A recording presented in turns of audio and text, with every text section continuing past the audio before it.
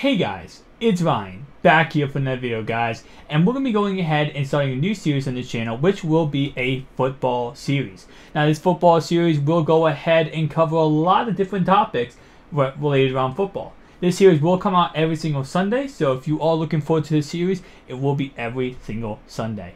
Now with this series, we will be covering a lot of different things. First off, fantasy football. I will try my best to dedicate one part of this episode every single Sunday relating around fantasy football. Best players to pick up, news about fantasy football, all that kind of great stuff. Next thing we're going to be going ahead and do is covering a huge topic in the NFL. For example, this episode we will be covering LeVeon Bell. We also will be covering Lamar Jackson. Some things that are happening in the NFL that are really interesting and maybe I think you guys should know about. So for example, I'm going to give my opinions on this show. Just keep that in mind. All, things said on this show is my opinions and my opinions only. So don't take everything I say factual when it comes to my opinions. For example, I will be talking about today, should LeVeon Bell report to the team? Should he play the rest of the season? And also, should Lamar Jackson be the starter? Now, of course, that's all my opinions, and this is very opinion-based. I will be backing up my opinions with a lot of factual evidence, so keep that in mind. I will try my best to tell you when I'm using facts and opinion in this episode. So let's go ahead and get right into it. Starting off right away, the question that everyone's asking, the question I'm seeing all over Twitter and all over everywhere, should Lamar Jackson be a starter for the Baltimore Ravens in Week 11 versus Cincinnati Bengals? Now, this is not because Joe Flacco got benched. A lot of people are speculating that he might have gotten benched, and this is why Lamar Jackson will be a starter. But what happened is actually Joe Flacco has an apparent hip injury. Now, this hip injury, we have no idea how severe it is, how bad it is, and how long it will keep him off the field. But very clear, and what a lot of people are speculating, is this injury will keep him out of the Week 11 matchup, Cincy versus Baltimore in Baltimore. So if that is the case and he cannot play in Week 11, it would most likely be either RG3, Robert Griffin III, or Lamar Jackson, the Ravens' first round draft pick. Who could it be? Now personally, let me go ahead and start off with my personal opinion. I believe he should not be the starter in Week 11. It's not because I'm like, oh my gosh, I want to win the game. I want us to win. If we put in Lamar Jackson, we're not going to win the game. That is far from the truth. In reality, Lamar Jackson is a great athlete. He's a great player, athlete. Sorry, my bad.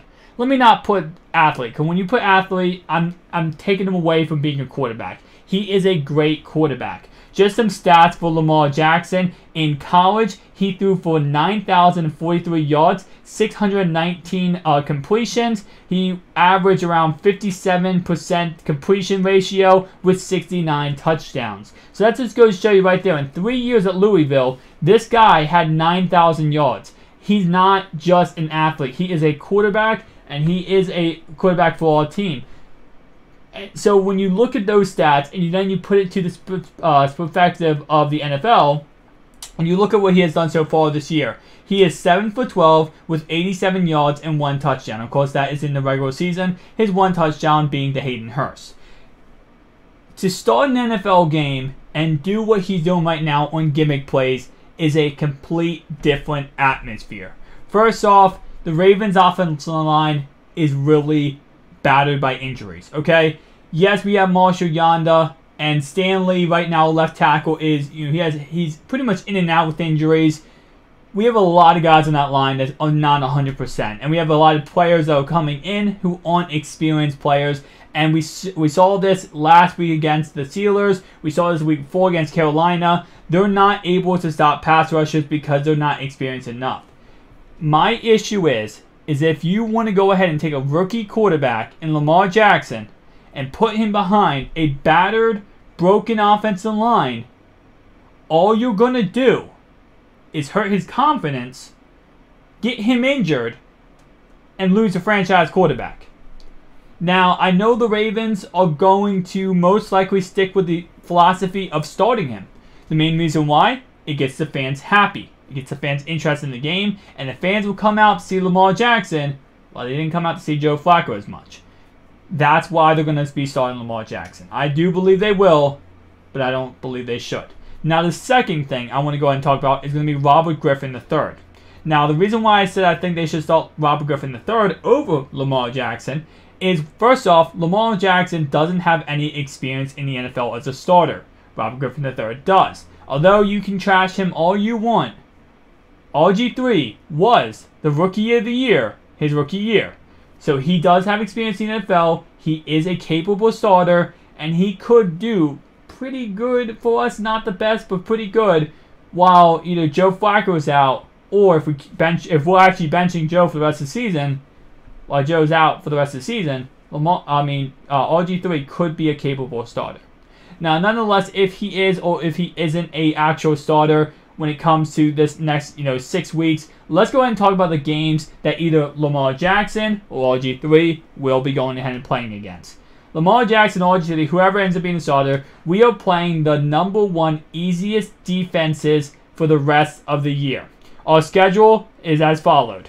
We play the Cincinnati Bengals, who have the 23rd ranked defense.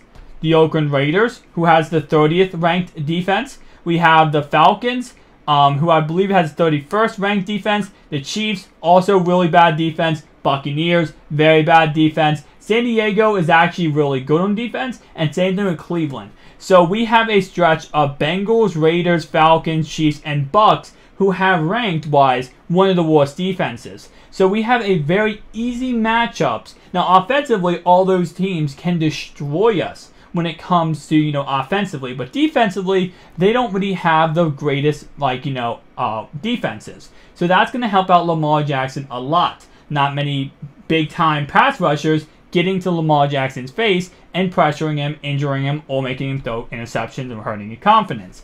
Nonetheless, though, when it comes down to it, the Ravens want to do whatever is flashy, whatever is going to get fans to come to the games. And that's why I do believe Lamar Jackson will be the starter the rest of the season. But my personal opinion is, I think it might be a mistake. We'll have to wait and see what ends up happening. But I am excited to see Lamar Jackson. Let's go ahead and go on to the next one. The next one is going to be LeVeon Bell. Now, LeVeon Bell, if he does not report to the Steelers by Tuesday, he cannot play for the rest of the season. What this means is James Conner, who already has 771 yards and 10 touchdowns on the ground, and he has 39 receptions, 387 yards, and 1 touchdown through the air, he's doing pretty good. And he will be the starter for the rest of the season, following no injury that destroys him as a player. But if LeVeon Bell does not report by Tuesday, he is foregoing being done with the Pittsburgh Steelers.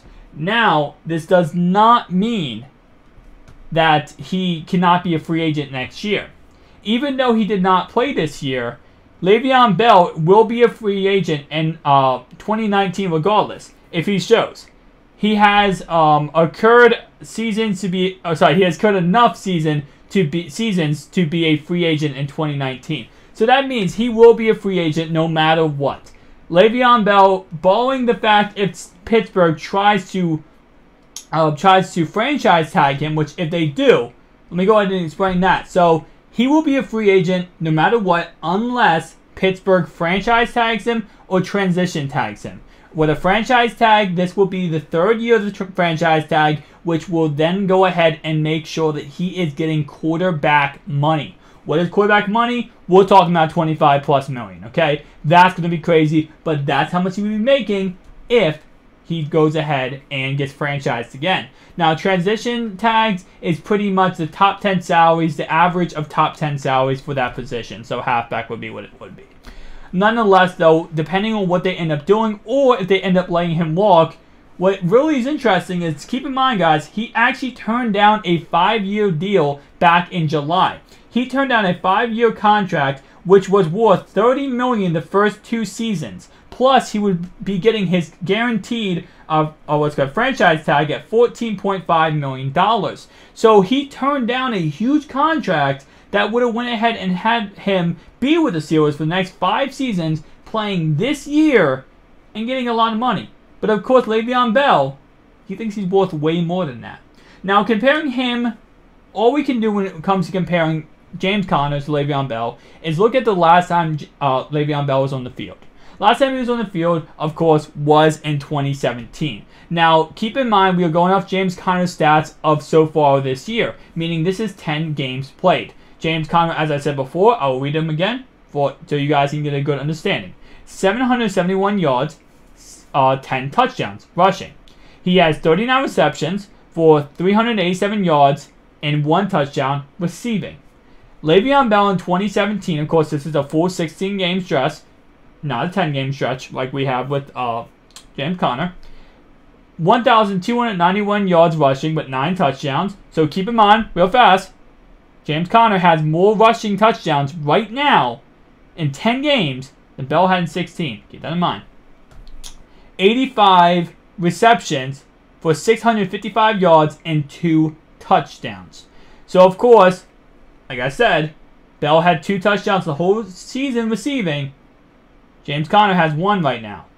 James Conner has half his receiving yards, half his receptions, and also he is on pace to break his rushing yards. So, what does that mean? Is James Conner better than LeVeon Bell? Is that what I'm trying to say in this video right now? No. He's not better than LeVeon Bell. Okay? At the end of the day, LeVeon Bell is the best halfback in this league. Debatable with Todd Gurley. But the fact of the matter is, Pittsburgh doesn't need him. And that's what it comes down to. Pittsburgh, if you look at the record with and without Le'Veon Bell, it is clear that Le'Veon Bell is not a difference maker enough on their team that they need him to be in there to win games.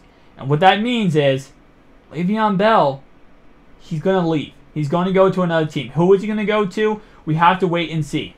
But a team that I'm really was thinking about he might go to, Philadelphia. And if he goes to Philadelphia with Carson Wentz, going to be a dangerous combination. But definitely tell me down below, guys, who do you think he should go to? But definitely going to be interesting. Our final thing we're going to talk about for this video, guys, is going to be our mid-season awards for fantasy. Now, again, every single episode, I will try my best to go ahead and cover something with fantasy football. And this episode is the same as the other ones. We're talking about mid-season awards. Now, these mid-season awards are the best performance of that single position. So, we're going to be looking at 4 different positions and the best performances by each single position. We're going to start off with quarterback. Now, quarterback is an easy one, and I gotta say, some of these positions you might be debatable with who had the best season, who's been playing the best. But you know what? Quarterback, you cannot, anyone watching this video, cannot say anyone but Patrick Mahomes as the MVP for the first 10 games. He has been amazing. And I gotta say, in real life, in fantasy football, no matter where you look at, sometimes you take fantasy football, and you're like, this guy's amazing in fantasy football, but this guy's awful in real life. Blake Bortles in garbage time a couple years back was a great example. Not anymore. Patrick Mahomes is great in real life. He's great in the NFL. He's great in fantasy football. This man is a monster, and honestly, going to be the MVP. I'm guaranteeing you right now, Patrick Mahomes, without any injury happening, will be MVP. Number 2. Todd Gurley. Todd Gurley is averaging right now about 30 points a contest. Every single week he's getting 30 points. I believe he actually only has 4 weeks without 30 points. Yeah, yikes. If you have Todd Gurley, you're pretty much winning a lot of your matchups just for that reason and that reason only. Number 3, wide receiver, going to be, I got a feeling. Ooh. It is Adam freaking Thielen, the man who gets 100-yard games every single week, it seems like. No joke, guys. Go ahead and look at his stats. He has gotten 100-yard games every single week. I believe, I did not check last week, but I believe every single week he's gotten 100-yard games so far through the season. I know he has 8 in a row, but last time I did check. And finally, our last but not least, the man in charge. Who is his weapon? Not Tyreek Hill. Travis Kelce. Travis Kelce is having a phenomenal season. Of course, that is resulting in Patrick Mahomes, of course, having a phenomenal season, which results in Kelce having also a phenomenal season. So, guys, those are mid-season awards for fantasy football. If you enjoyed this video, make sure to like and subscribe. But remember, guys, every single Sunday, this series will come out. Thank you guys for watching. Peace out.